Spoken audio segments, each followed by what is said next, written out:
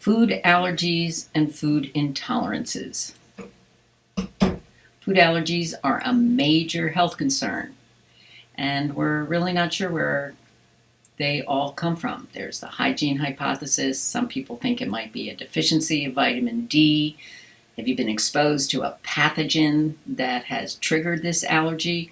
We'll talk a bit about the immune system and what's going on there when it comes to food allergies and food intolerances.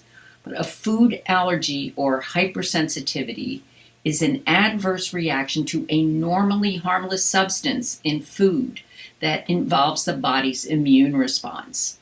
It involves the release of a substance called histamine from what are called mast cells and the production of an antibody called IgE or immunoglobulin E. A food intolerance is a non-allergic physiologic response to a normally harmless substance in food. Now let's talk a little bit about the immune system.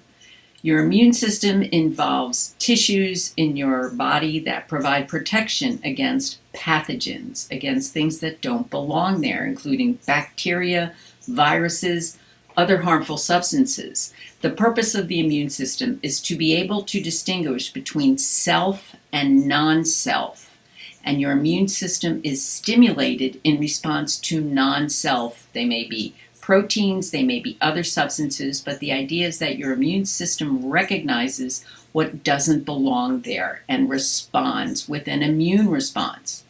Now, let me say this, an immune response doesn't provide immunity, but it is your body responding to something that is recognized as non-self. The foods most likely to cause allergies are ones listed here. In adults, shellfish, peanuts, tree nuts, fish, eggs. Tell me what you're allergic to. In children, also peanuts, milk, and shellfish. Sometimes children can grow out of allergies, food allergies, sometimes not. Let's look at the main components of an allergic reaction. So we have the food allergen. An allergen generates an allergic response. So it's a substance in food, usually a protein that the body identifies as harmful or non-self and triggers an allergic reaction from the immune system. The allergic response produces antibodies. Now, antibodies are proteins that come from amino acids. We'll talk more about this when we talk more about proteins, how this is one of the functions of proteins. So antibodies are proteins that are first formed when you're first exposed to an allergen, but you don't always have that reaction the first time around. And then later on, at some unspecified time, when that allergen reappears, the system that has been primed for the allergic response then occurs. Mast cells are specialized cells that store chemicals that are released during an immune response or an allergic response. This chemical stored in mast cells is called histamine. So the antibodies that are involved specifically in an immune response is one called IgE. Right? There are different types of immunoglobulins or antibodies, IgG, IgA, cocktail chatter. The one you need to know for immune system reactions to foods is IgE. Histamine is a substance that's released during this immune reaction. It causes the blood vessels to dilate, causes itching, hives. It can cause in severe reactions a drop in blood pressure, release of stomach acids. Many times histamine release can be counteracted by antihistamines, such as Benadryl. Let's look at the immune response and the antibodies that are involved. So we have an allergen entering the body for the first time. It binds to a B cell and it sensitizes the B cell. It sort of primes the pump. The B cell releases these specific IgE antibodies to that specific allergen. The IgE antibodies attach themselves to these specific cells called mast cells, and it's the mast cells that contain histamine.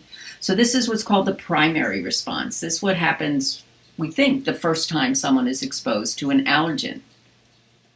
And then later on down the road, not sure exactly when, Upon subsequent exposure to the allergen, this reaction, because the cells have been primed, occurs much faster, and histamine is released, causing that allergic response.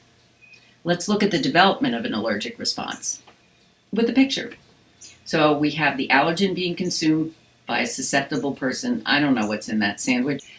That first time that person consumes it, the antibodies are formed, and then the allergen is consumed again, and the antibodies cause histamine and other substances that are involved in the immune reaction to be released. And it's this histamine that causes the allergic reaction. In this case, the person is developing hives. Common sites for allergic reactions: the mouth, the tongue can swell, your lips may itch, your airways causing breathing or wheezing issues, the digestive tract can cause, in severe cases, stomach cramps, vomiting, diarrhea, and the skin. The most common, the skin, with hives, rashes, eczema. In highly sensitive people, though, anaphylactic shock may result. Whereas many of the times the reactions are localized reactions with your eyes running, your nose itching, your nose running and your eyes itching, and hives. But in some people, anaphylactic shock can occur even with just trace amounts of exposure.